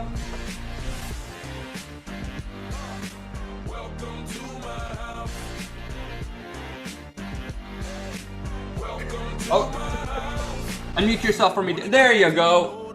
Oh. How are you, my friend? Where are you? What city are you in? I am in Ottawa. In Ottawa. Okay. How's the last few weeks or few months been for you? What's that Ben Stiller movie? Permanent Midnight? One day. Just trying to get through it, I guess. Work, sleep, Raptors. Yeah, that's life. Got it. Well, I hope this little break in your day changes things, and I'm so glad you were able to make it. So thanks for joining. Maybe let's go say hi to maybe one or two other people, like Augustine. Did I say it right? Hey, how are you? I am good. What city are you in? I'm enjoying your show right now. Thank you, my friend. It hasn't even started, but thanks, because now you've set the Crazy. bar a little high, and now I'm a little nervous. I'm in Montevideo, Uruguay, South America, down south. Wow! Oh my goodness! You ever seen a magic show? No, first time actually. And First you put time? Argentina there, so next to it, it's Uruguay. So thanks for the reference. Well, I love it, and this is pretty cool, right? This is something that wouldn't have existed a year ago. Watching a magic show live across the world, wild. I'm so glad you could join us, and quite frankly, I hope it's in the middle of the day for you, because it's getting late for some of us. It's actually 9 o'clock at night. I've been here for the past probably 12 or 13 hours. I'm enjoying it. I love your set, your decoration, and your camera, and your props. Amazing. You know what? Send a thank you to Rob, because he's the one that brought me here. So he gets the credit for. He's messaging me at midnight last night saying, "Hey, you got to be on the show." Help a brother out. Help a brother out. When you need a magician, call a magician. Right. Rob, good to see you, my friend. Are you still in Toronto, or where are you? I am still in Toronto. We met in a software company called NextJ Systems back in 2007-8. Yeah, good memory. Together. That's right. Different projects, and I knew you in a different life, but I knew you were a magician back then, because every once in a while I'd see you be doing card tricks. And then it stuck, and I've been admiring your career from afar on the magic of social media, and then when we had a slight change in plans, I pulled a rabbit out of my hat.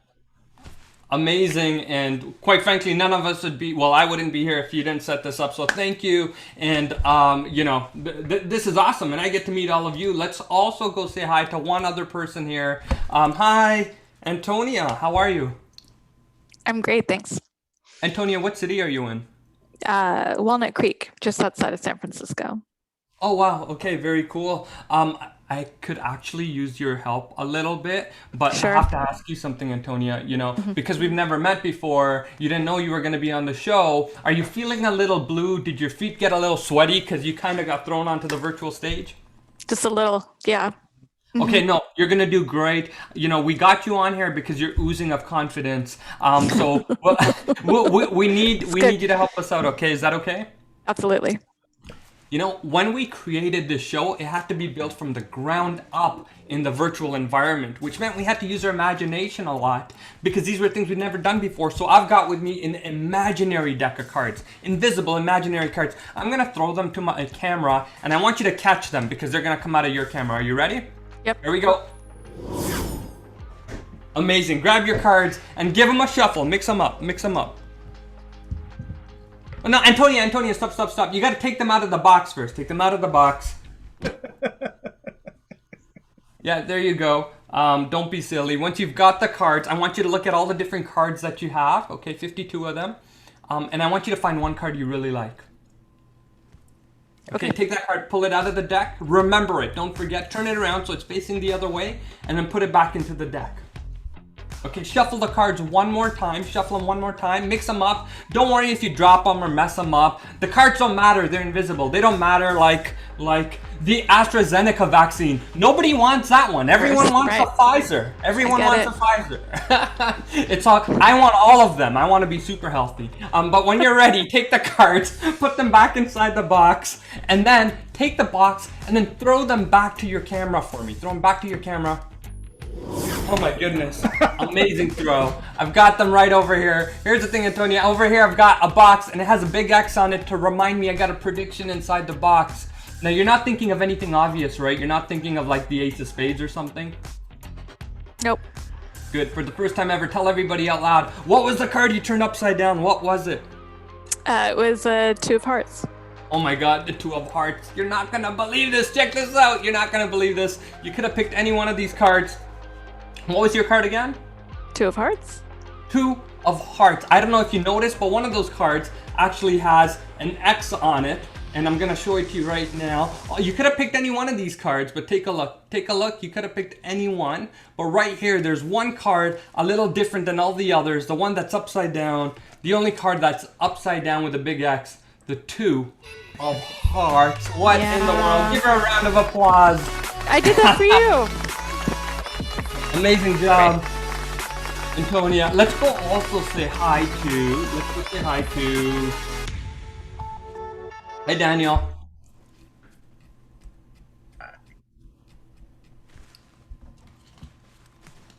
Go ahead, unmute your mic for me. I'm glad I invested in one of these a few months back. Have you got it? I got it. Good. We can hear you now. Where are you? What city are you in? I'm still in Ottawa, but I've gone about 2 feet south of last time. Oh wait, we had you on already. Oh my God. Yeah, Shoot. I'm old news, so if you wanna roster it around, that's cool with me. No, man. We brought you on before. We didn't even get to do anything with you, and then we threw you off without doing any magic. This time, can we? Let's keep you on. I'm an artisan in gray magic, if you know what that is. So, if you want to bring black magic to the mix, I'm ready for it. Amazing. Let's make it happen. I gotta ask you. You know, you're still in Ottawa. You know, what over the last little bit. You know, a lot of things, crazy things have happened in the world. When the pandemic first hit 12 months ago, you know, nobody saw it coming, right? Like the stock market had everyone seeing red, right? For the first little bit, we learned toilet paper was going to be sold out for a few months. Yeah. We also learned Carol Baskin whacked her husband. I don't know if you know who that is, but there's a story going around about that. Now, there is something called ESP, extrasensory perception. It's the ability to obtain information without using our 5 senses. Yes. Sometimes people call it like your gut feeling or your intuition, all the same thing. I want to try to tap into yours right now, if that's okay. Sure. But first, we need like a little bit. Joseph, can you play like some pandemic music for us? Lonely, No, Joe, no, this is too depressing. Come on. Something a little bit more high energy, but still pandemic music. Okay, I'm bored in the house and I'm in the house bored in the okay, I can get with this. But no, Joe, I get it. You're bored in the house, but stop. Can you play something like a little bit more science-y for us? Okay, this'll do.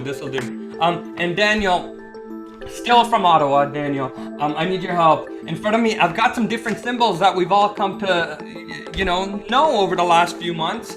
One of them is a mask. We know toilet paper, a vaccine, COVID, and even a nurse. I've got the same symbols here, but they're upside down. I want you to go ahead and just say stop for me whenever you want me to stop shuffling. All right, no, I'm stopping for which match? No, just go ahead and just say stop and I'll stop shuffling. Stop. Good. This first one here, now you can tell me which one do you feel good about using your intuition. Where should I put it next to? Toilet paper. Good choice. I need some of that. We'll leave that there. Where do you want this one to go? That is a healthcare worker. Excellent. That's what I would have said. How about number 3? That is a mask. Good choice. And then 2 left. It is a SARS-CoV-2 virus. Excellent. And we'll leave this one over here. Now, Daniel, sometimes our first time, your intuition isn't always correct. Do you feel good about this or do you want to switch anything around? I'm 100% confident at all times. Oh my God. I love it. You just made me nervous because now I'm like, what if a couple of these are off? But let's see how you did. Oh my God, that's a perfect match so far. 1 for 1. 2 for 2. Okay, this is getting exciting. Let's see number 3 over here. Let's see how you did. Daniel, that's 3 for 3. I have never in a show gone past all 3, so I'm really curious. But then again, no one's ever said that they're confident all the time. That is a rare trait. Let's see how you did. Oh my goodness, a perfect match, Daniel. You did it. Incredible job. This round of applause is for you right now. I'd just like to say the consulting rate started at $1,000 an hour. I love it. Thank you, my friend. Let's go talk to maybe somebody who we haven't talked to twice.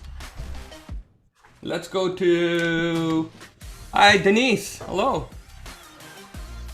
For a sec, I thought it was one of those kiss cams. Is it a kiss cam? No. I wish I had a sign right now. Help the girl out. Dirty. Help her out. Maybe. Okay, if you want to see them kiss, give me a double thumbs up right now.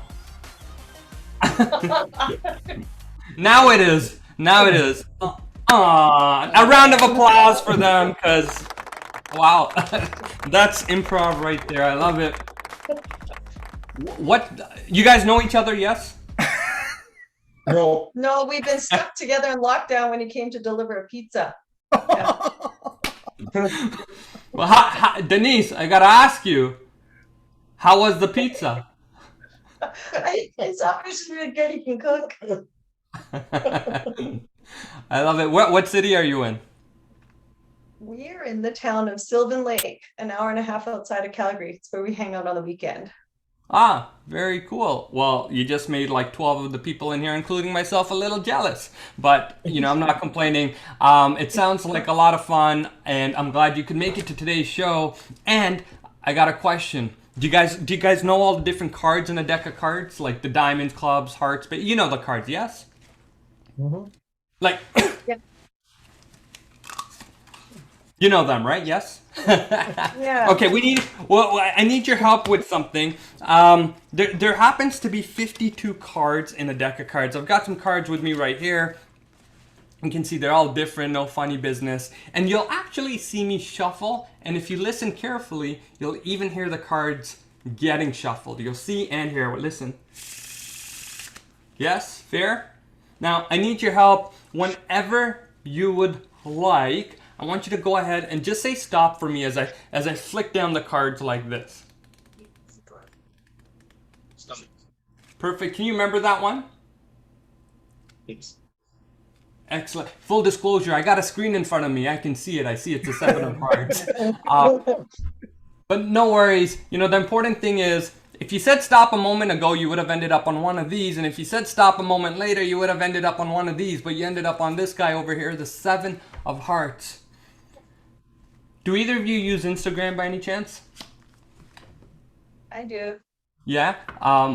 Can you pull out your phone right now? Pull out your phone. If you have it close by.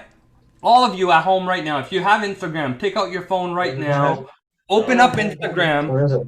I can open on my computer. Okay. Oh, are you watching us on your phone? Is that why? No. We're good. I'm on the computers. I'm on Instagram on my computer. Okay. If you're following along, this is for everybody at home. If you're following along and you have Instagram, head on over to my profile, which is right over here, Magic MC Live. Head on over to my profile. And actually, a while ago, I had a feeling, Denise, that you would pick a specific card. So I made a prediction. Once you get there, click on the story, the round circle. I don't know how it shows up. And what do you see? Oh. I heard a Augustine, can you show us? Show the camera. Show the camera. What do you see? Hold it a little closer, a little closer. Sorry. What does it say? Tell everyone, what does it say? 7 of hearts. And Augustine, when was that posted? How long ago? 3 hours ago. 3 hours ago. 7 of craziness. I know. You know, I had such a good feeling though, Augustine, because sometimes people think like, you know, how like did you make that prediction? And obviously, you know, 3 hours ago I made that prediction, but I also made a drawing. There it is. Hold on, let me get you on screen. There it is, 7 of hearts. 3 hours ago posted.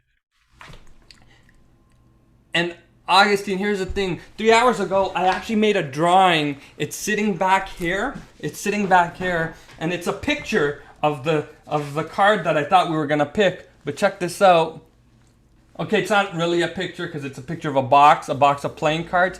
Technically, your card's inside the card we had, the 7 of Hearts. Augustine, don't blink. Don't blink. Ready?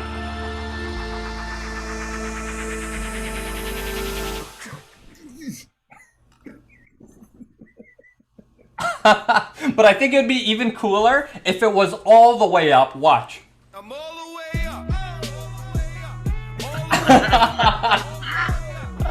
I'll tell you what, let's take this out. And my friend, wherever you are in the world, if you message me, if you email me your information, I will physically mail this out to you so you can keep this as a souvenir. Does that sound good? Thank you.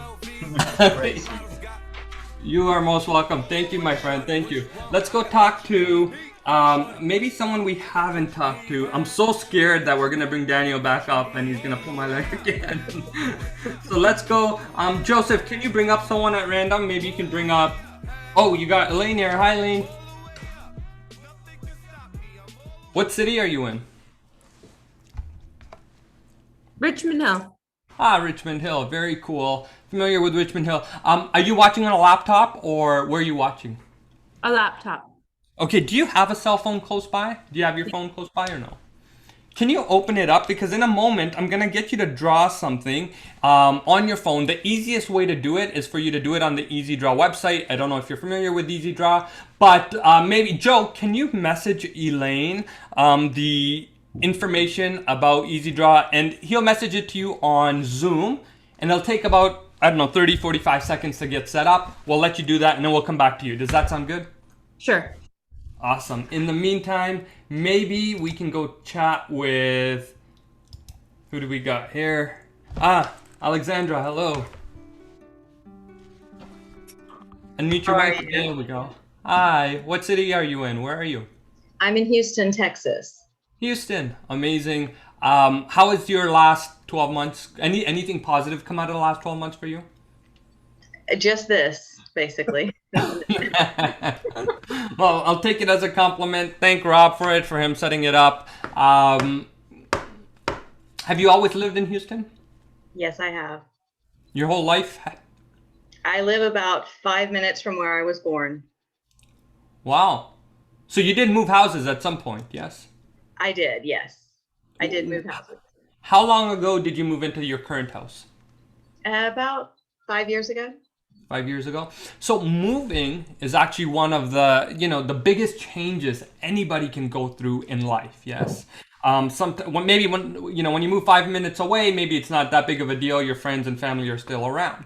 But for anybody, moving is one of the biggest things that can take place. But there's certain things in life that always stay constant no matter what. Like every day, the sun rises and time continues to pass. There's no changing that, right? But moving can change your friends, it could change your life, it could change your relationship with your family. I want you to think about when you moved 5 years ago to your new house, was there anyone around that time in your life that that you can think of that you met once you moved into your new place?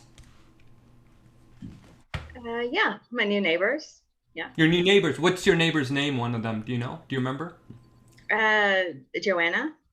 Joanna. And any reason you thought of Joanna in particular? She's my closest neighbor. When was the last time you saw her? About a week ago. A week ago. Here's the thing. You could have thought of anyone in the world. You thought of your neighbor Joanna. Now behind me over there is a camera. It sees everything from back there. It sees you guys. But right underneath, there's a little paper. Can you see it? Mm-hmm. Let me grab it for you. And it has a little sticker on it. And it's actually not just a paper, but it's actually a can you see? Hold on, right there. Has like a little sticker. So whatever is sealed inside would stay sealed inside the entire show. Quite frankly, it's starting to come off a little bit. It's been sitting there for like 2 hours now. But check this out. My hand is empty, and I put a business card inside, and I wrote something on it. Take a look.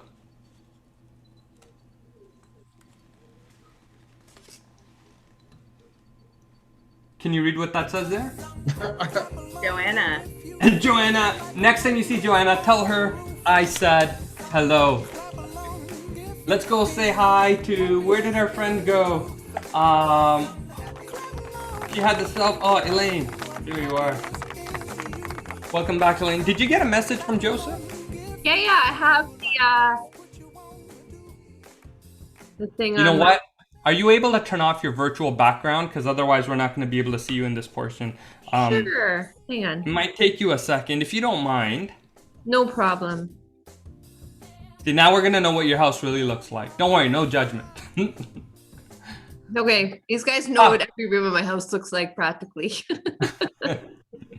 It's perfect. You got the lights closed. Maybe it's past bedtime. I don't know, but I'm glad you're still here. And thank you for turning that off, because now we can actually see your phone. So can you show it to us one more time? Perfect. A little closer.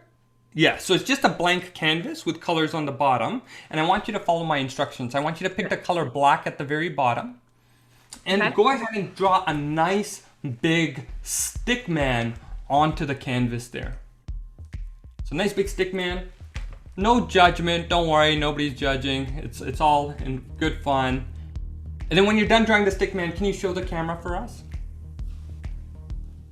Let us see. Oh, I love it. He's even got a hat. Amazing. Okay, take it back, and then pick a color at the bottom, like a random color. Don't pick black because we're using black to draw the stick man. And then once you've got a color, give us a thumbs up because we're gonna start drawing accessories. Have you got one? Good. I see you're wearing glasses, so can you give him some glasses as well? Do you mind? And then pick another color at the bottom at random once you're done the glasses. And then give us a thumbs up when you get a color. And let's go keep drawing some random accessories. It's important though, it's important that it's totally random, okay? And don't pick the same colors either, okay? So if you pick the same color, you know, it's probably not a good thing. Let's go with, let's do this. Maybe you want to give him something else? What kind of accessory you want to give him? A guitar. Okay, that's too complicated. Hey, let's do this. Pick another color at random. Pick another color at random. Green? No, don't tell me. Just pick it on your thing. Okay, yep. Okay. Have you got a different color? Yep. Okay, this time let's go with, if you really want to give it a guitar, I don't know. I've never tried that before, but... A beer? Rob, how much time do we have? Because I might try something a little bit experimental. Got time for you, brother. You could keep us a while. Okay, I just want to try something experimental because to be completely honest, Elaine, I'm trying to influence you in a certain way. I wasn't thinking guitar, but you said guitar. Now it's thrown me off a bit. And you said a beer. Interesting. Pick another color at random. Pick another color. Okay. Go ahead and select it for me. Okay. Okay, good.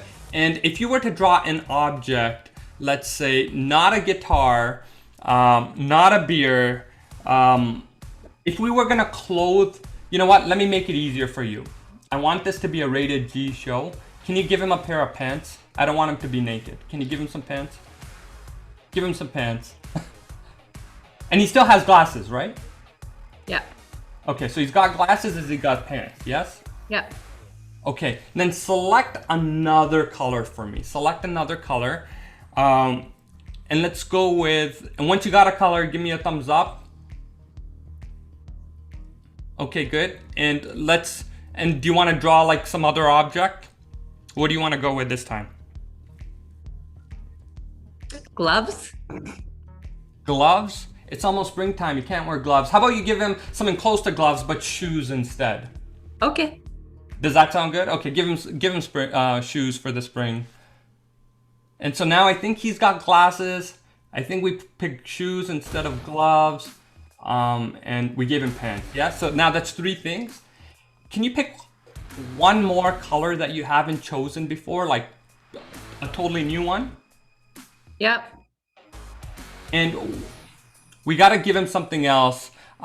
Let's go with, do you have any ideas what we should give him? How about socks? How about socks? Can you give him socks? Yep. I know it's a little random. And then, do you have 1 or 2 colors left? Yep. Okay. Once you're done drawing the socks, I want you to pick the remaining color that you haven't drawn yet and maybe give him a watch. Can you give him a watch? Okay. A random accessory. And as you wrap up, way back here, I've actually got an envelope. It's been sitting here the entire time. I'm gonna bring it up here. So finish up your drawing. Let us know when you're done. Okay. Okay, now the part we're all gonna go, ooh, ah, okay. So go ahead and show us your drawing. Let us see it.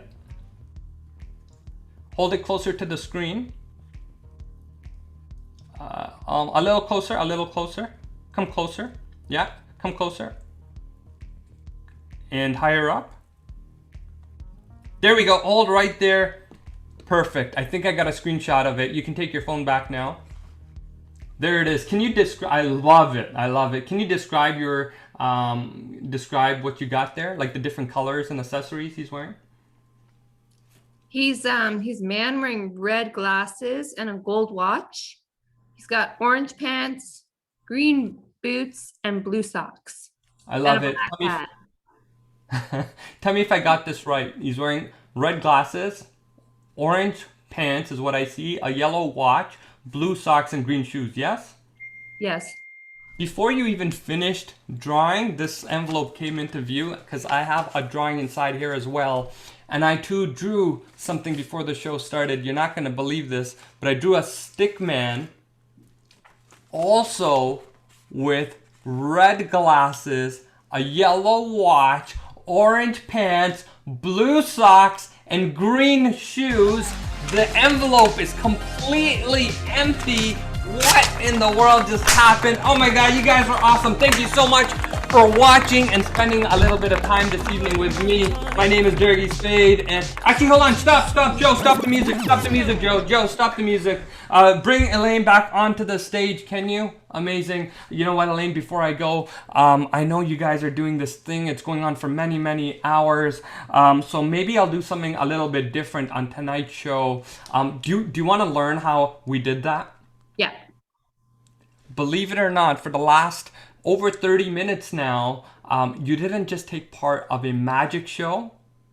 You're actually part of an experiment.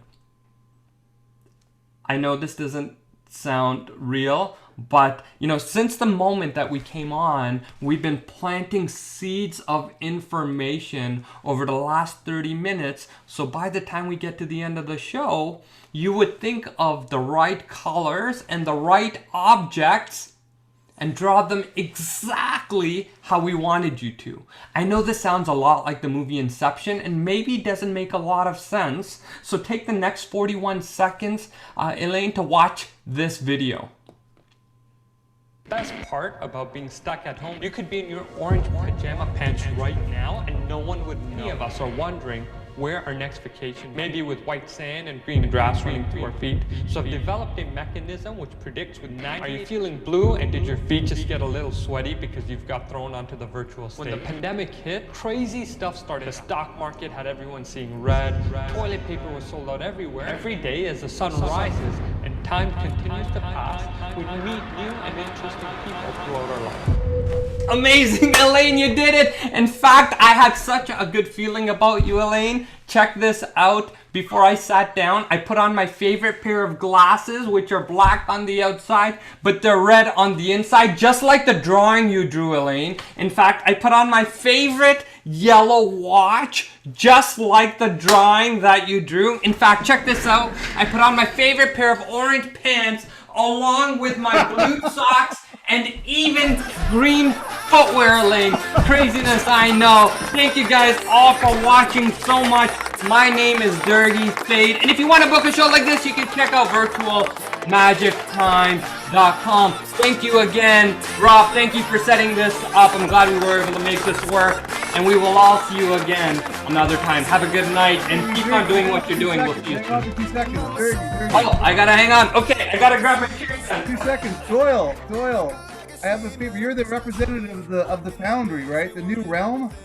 Newest realm? Yes. Well, Yeah. I think that we should issue a new award from the Foundry realm because I think Durgesh fits in. The Order of the Realm. I initiate to the Foundry. We hereby bequeath you as the traditional maker of magic shows Amazing. Thank Durgee, you. you're in, Durgee. You're in the guild. You're an official member of the Gray Swan Guild by order of Doyle from our realm of Foundry, anointed by the board and my friends here. Thank you so much, Joseph. You are also, by direction of Durgee, hanging on to him because you carry his bag around and ride his horse. I hope you're not the Sancho Panza of the show. Thank you. Rob, Doyle, and everyone here, thank you so much. It was a pleasure being here with you guys all today. And hey, I'd love to perform for you guys another time. So thank you again, and enjoy the rest of your evening. Thank you. Thank you so much. That was awesome. Elaine, share. What do you want me to share? Well, you seem to be flabbergasted. Like You already shared enough. You're truly awestruck. You know what? I'll tell you guys something. My last boyfriend of like 7 years was a world-class magician. And I was his guinea pig on a daily basis. And I saw every single trick you can imagine. And my job was to try and crack it, to help him perfect it. These guys, he took me to I went to a magic conference at the Toronto Congress Center every year. There's a book in that. That's Wow. Did you ever get sawed in half? No, I did not. He was mostly, he mostly did like card magic, like hand magic and sleight of hand and all that stuff. But he did work on a cruise ship for 6 months as the performance magician, and he would like do all that stuff. But he said it was a great gig because, he was on the cruise ship for 6 months, but it was a new batch of passengers every week. So when all the passengers were coming on Sunday or whatever, all the crew would line up and meet everybody and welcome them on their week vacation. And him and his, they'd look for hot chicks, and he'd find a hot chick and he'd say, I'm the magician. I want you to come to the stage and meet me, and I want to use you in my show. He said he had a different girlfriend every week. So Elaine, It was the best gig ever, he said. do you watch Arrested Development? No. Oh, okay. I was going to ask if he was more Joe Bluth or Tony Wonder, but No, but we were always watching like YouTube Magic and those two guys that had that show that would try and bust magicians and Penn and Teller. Yeah, Penn and Teller. That's awesome. I just In fact, if I asked Chauncey if he knew him, I'm sure he would know him because it's a pretty small community. I know who. Sorry, I had to make a quick call. I missed that. Pardon? Who are you talking about? Oh, my old boyfriend. He was a magician, and I was his guinea pig for 7 years. Was he one of the Ontario? Like, was he an Ontario magician? Yeah. He was from Shaved Toronto. head? Pardon? Shaved head? No. He had 3 hair transplants. He had lots of hair.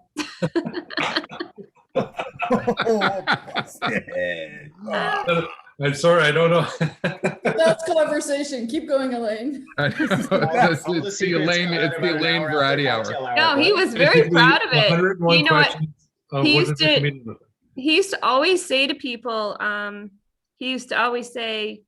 that his hair transplants were the best investment he ever made. And he would always, when he was talking to people, if they were like thinning hair, he'd say, man, if that bothers you, you should get a hair transplant. Look at me. I've got so much hair and I love it. And he'd love to show people and tell people his experience because he had a great head of hair. And he just wanted to, he thought everybody should get, he's like, if people want to be thinning hair, bald or whatever, fine, that's great. But if it bothers them, then it's available, right? It's true. There's a lot of options today. Have you ever seen the one where they glue the hair on top? Have you seen that? No. Is that what Donald Trump Yeah. had? So for example, Rob has his hat off right now. What they would do is they would shave, like Beck, the head, do the crown, then they put an adhesive, and then they would take a toupee and stick it to the top, and then they would cut it, like it would settle, and then they would cut it like it would be normal. And you can't tell the difference. It's wild. Interesting factoid from the depths of the interwebs. There is actually a registered US patent, not by Mr. Trump or an agent of his, but from, I believe, 1978 that you can download, that patents the exact Trump comb over. Oh my God. Wow. Yeah, I I'll found be it right like. back. I have to get my charger. Why do you know that, Daniel? How come you know that? Yeah, they're asking the same thing about you, Chauncey. They're like, all right, do the dramatic reveal. Take it from the back to the front now. Listen, it's on there. It's not coming off. Sean, my brother Sean, I think we're the Day Swan 2022. We're adding Dave the Swan taxi cab Zoom confessions. Yeah. Oh, I've got a winner. You're I in. love Jill. confessions. You're in the taxi cab confessions. We can do this, Jill. Yeah. Wow.